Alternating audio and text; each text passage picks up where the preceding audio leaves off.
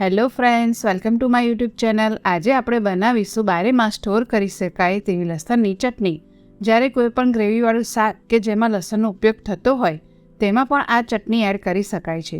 એકદમ ટેસ્ટી અને જોતાં ખાવાનું મન થઈ જાય એવી રેસીપીના વિડીયો જો તમને પસંદ આવે તો મારી ચેનલને લાઇક અને સબસ્ક્રાઈબ કરજો અને બાજુમાં રહેલ બેલ આઇકોનને ક્લિક કરજો.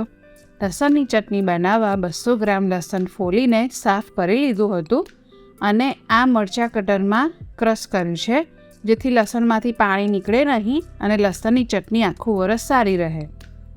ગેસની ફ્લેમ ચાલુ કરી લસણ શેકાય તેટલું તેલ એડ કરવાનું. તો મેં અહીં 5-6 ચમચી જેટલું તેલ એડ કર્યું છે. તેમાં લસણ એડ કરી લઈશું અને ગેસની ફ્લેમ ધીમી જ રાખવાની છે.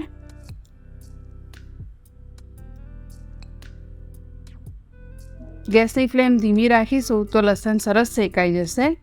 10 મિનિટ પછી આ રીતે લસણનો કલર પણ બદલાઈ જશે અને તેમાંથી તેલ છૂટું પડવા માંડશે.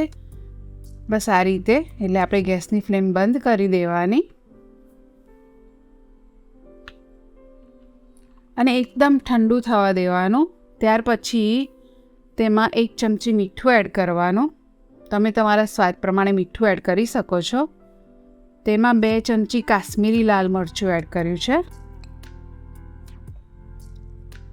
અડધી ચમચી શેકેલા જીરાનો પાવડર એડ કરવાનો અને 1/4 ચમચી આમચૂર પાવડર એડ કર્યો છે.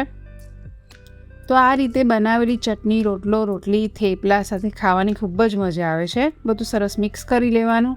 તો મને અહીંયા થોડું મરચું ઓછું લાગ્યું, તેથી મેં એડ કર્યું છે 1 ચમચી કાશ્મીરી લાલ મરચું. જો તમને તીખું જોઈતું હોય તો તમે રેગ્યુલર મરચું પણ એમાં યુઝ કરી શકો છો. બસ તો હવે તેને કાઢી લઈશું સર્વિંગ બાઉલમાં. તો છે ને એકદમ સરળ રેસીપી, તો તમે પણ જરૂરથી બનાવજો. બસ તો રેડી છે એકદમ ટેસ્ટી લસણની ચટણી.